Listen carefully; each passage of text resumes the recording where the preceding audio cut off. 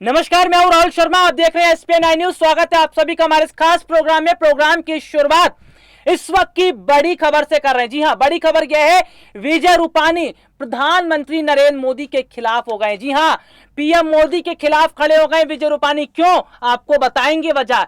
यह भी बताएंगे कि कैसे विजय रूपानी की कुर्सी अचानक छीन ली गई, मुख्यमंत्री पद से हटा दिया गया और विजय रूपानी का गुस्सा अब खुलकर सामने आ रहा है। दरअसल अगर देखा जाए तो जिस हिसाब से विजय रूपानी अगले साल के विधानसभा चुनाव की तैयारी कर रहे थे, जिस हिसाब से चुनाव को लेकर वो काम कर रहे थे, उससे पहले पार्टी आलाकमान का फोन आया और उन्होंने ये फैसला कर लिया कि विजय रूपानी जो है उन्हें मुख्यमंत्री पद से हटाया जाएगा। उनका कार्यकाल अच्छा नहीं है, वो अच्छा काम नहीं कर पा रहे। यही वजह है कि विजय रूपानी अब सीधे तौर पर बीजेपी आलाकमान के खिलाफ भी खड़े होते नजर आ रहे हैं। विजय रूपानी का गुस्सा साफ तौर पर जाहिर हो रहा है। विजय रूपानी खुलकर अब पार्टी आलाकमान पर कहीं ना कहीं निशाना साधने की कोशिश कर रहे हैं। आपको बता दें कि खबर भी सामने आई थी कि विजय रूपानी की बेटी, उन्होंने कुछ सवाल किए थे। भले विजय रूपानी कुछ नहीं बोल पा रहे, लेकिन उनके करीबी लोग, उनकी जो फैमिली के लोग हैं, वो बहुत कुछ बातें कर रहे हैं। क्योंकि सबसे बड़ी बात तो यह है कि विजय रूपानी जो अभी तक बीजेपी पार्टी आलाकमान पर काफी हद तक विश्वास कर रहे थे, जो काफी हद तक ये देख रहे थे कि जो आने वाले समय के जो चुनाव है उस पे पूरी तरह वो काम करेंगे। हालांकि नितिन पटेल के साथ मिलकर भी वो काम करते नजर आ रहे थे, लेकिन कहीं ना कहीं जिस तरह से उनसे सीएम पद की कुर्सी छीन ली गई, इसका गुस्सा उनके अंदर झलक रहा है। हालांकि अगर हम बात कर लेते हैं तो कहीं ना कहीं जिस तरह के हालात अब नजर आ रहे हैं, वो ये साफ तौर पर इशारा कर रहे हैं कि वाकई में अब बीजेपी आलाकमान के खिलाफ विजय रूपानी खड़े हो चुके हैं। पार्टी आलाकमान के खिलाफ बगावत भी कर सकते हैं। दरअसल होता क्या है कि जब भी राजनीतिक पार्टी के जो नेता होते हैं, उनकी कुर्सी जब छीन ली जाती है तो वो सीधे तौर पर बगावत पर उतर जाते हैं। और ऐसे में अगर कहा जाए तो शायद विजय रूपानी भी बगावत कर सकते हैं। खबर जैसे कि हमने आपको बताई थी कि उनके परिवार के करीबी सदस्य ने ही सवाल पूछा था कि सीएम कुर्सी जो छीनी गई उसकी क्या वजह थी। यानी कि कहा जाए तो फिलहाल इस वक्त विजय रूपानी का गुस्सा साफ तौर पर देखने को मिल रहा है। गुजरात विधानसभा चुनाव से पहले कुछ भी हो सकता है और ये तो राजनीति है। राजनीति में साम दाम दंडभेद का हर तरीका अपनाया जाता है। राजनीति में कोई किसी का सगा नहीं होता, ये कहावत कही गई है। सत्ता पाने के लिए ऐसे ऐसे उदाहरण देखे गए हैं जो अपने आप में बहुत अलग है। देखिए, अगर बात कर रहे हैं पार्टी की या सत्ता की, तो उदाहरण हम ले भी लेते हैं अखिलेश और मुलायम का। जी हाँ, अखिलेश यादव ने पार्टी की जिम्मेदारी लेने के लिए मुलायम सिंह यादव से लड़ाई कर ली। यानी कि पार्टी के लिए जो है वो मुलायम सिंह यादव से लड़ बैठे। और तो और अगर देखा जाए तो जिस हिसाब से बिहार की अगर मैं आपको जानकारी देता हूँ, बिहार का थोड़ा उदाहरण दे देता हूँ। तेज प्रताप तेजस्वी दोनों भाई हैं, लेकिन लड़ाई चल रही है सत्ता को लेकर, कुर्सी को लेकर, यानी कि पार्टी को लेकर। तो ऐसे में कहा जाए तो राजनीति किसी की सगी नहीं होती और राजनीति में कब क्या हो जाए इसका भी अंदाजा नहीं लगाया जाता, क्योंकि राजनीति में वक्त बदलते देर नहीं लगता। किसी को पता नहीं था विजय रूपानी से अचानक इस्तीफा ले लिया जाएगा। विजय रूपानी की जगह जो है नए सीएम भूपेंद्र पटेल को जिम्मेदारी दी जाएगी। तो कहीं ना कहीं जिस तरह की स्थिति यहाँ पर बन रही है, उससे साफ पता चल रहा है कि वाकई में विजय रूपानी अगर बड़ा कदम उठाते हैं तो बीजेपी के लिए मुश्किलें खड़ी हो सकती है।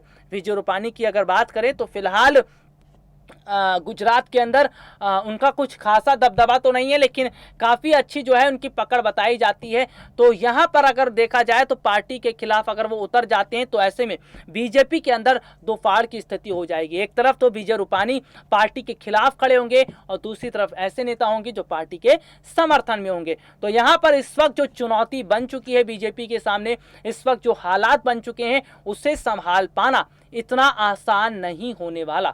यानी कि कुल मिलाकर कहा जाए तो फिलहाल स्थितियां जो है वो अलग दिखती नजर आ रही हैं। फिलहाल जो हालात हैं वो अलग दिखते नजर आ रहे हैं। हालांकि अगर हम यहाँ पर बात करें तो जिस हिसाब से विजय रूपानी जो है वो बहुत आने वाले समय में कुछ बड़े कदम उठा सकते हैं और नितिन पटेल की नाराजगी भी यहाँ पर देखने को मिल रही। तो इस वक्त गुजरात की राजनीति में सब कुछ ठीक नहीं चल रहा है। गुजरात की राजनीति में बहुत उथल पुथल है और यहाँ पर नए मुख्यमंत्री बनाए जाने के बाद से तो पार्टी में काफ़ी हद तक एक अलग राजनीति होती दिखाई दे रही है। यानी कि अगर कहा जाए तो फिलहाल ये देखना होगा कि विजय रूपानी का अगला कदम क्या होता है, विजय रूपानी क्या बड़ा कदम उठाते हैं। और तो और जिस हिसाब से स्थितियां कहीं ना कहीं दिखती नजर आ रही हैं तो वाकई में बहुत ज़्यादा हालात अब अलग होंगे। हालांकि ये देखना होगा कि बीजेपी इन स्थितियों को कैसे संभालती है, पार्टी के आला कमान कैसे इन हालातों को संभालते हैं। लेकिन विजय रूपानी का गुस्सा देखकर तो ऐसा लग रहा है कि विजय रूपानी जो है वो जरूर कोई ना कोई बड़ा कदम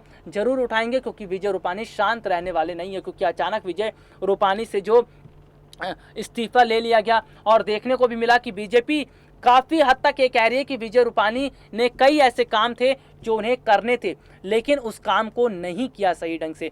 ना तो उन्होंने गुजरात की जनता के लिए कोई अच्छा काम किया, ना ही वो गुजरात में जनता को अपनी तरफ कर पाए, ना ही उनकी ज़्यादा लोकप्रियता थी। तो ये सारी चीज़ें अब निकल कर सामने आ रही हैं। लेकिन विजय रूपानी अभी शांत है और कहते हैं कि वक्त से पहले जो खामोशी हो जाती है वो बहुत खतरनाक होती है। क्योंकि समुद्र में जब लहरें उठती हैं तो ठीक रहता है, लेकिन लहरों के उठने से पहले वो खामोशी ये बता देती है कि आने वाला संकट कितना बड़ा है। तो शायद विजय रूपानी की खामोशी बहुत कुछ बयां कर रही है। हालांकि चंद शब्दों में उन्होंने अपनी बात रख तो दी थी, लेकिन उनकी खामोशी बहुत कुछ बयां कर रही है।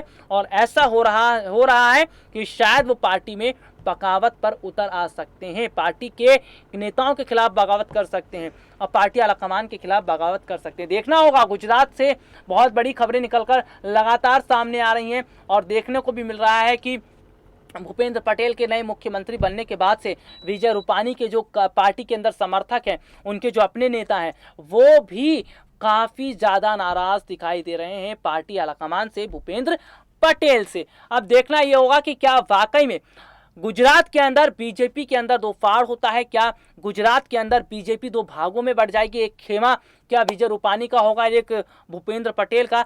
ठीक उसी तरह जिस तरह से कांग्रेस की हालत पंजाब में हुई पड़ी है, एक तरफ सिद्धू एक तरफ कैप्टन। क्योंकि देखिए, कहा जाए तो राजनीति में जिस हिसाब से बदलता रहता है नियम, राजनीति में जिस हिसाब से स्थितियां बदलती रहती हैं, तो ये काफ़ी हद तक बताता है कि वाकई में विजय रूपानी जो है वो कुछ ना कुछ बड़ा कदम तो जरूर उठाएंगे। नितिन पटेल का भी देखना होगा। नितिन पटेल ये कह चुके हैं कि 18 साल की उम्र से वो बीजेपी के साथ जुड़े थे, पार्टी में उतार चढ़ाव देखा, लेकिन ऐसा नहीं सोचा था कि उनकी जगह किसी और को मुख्यमंत्री बनाया जाएगा।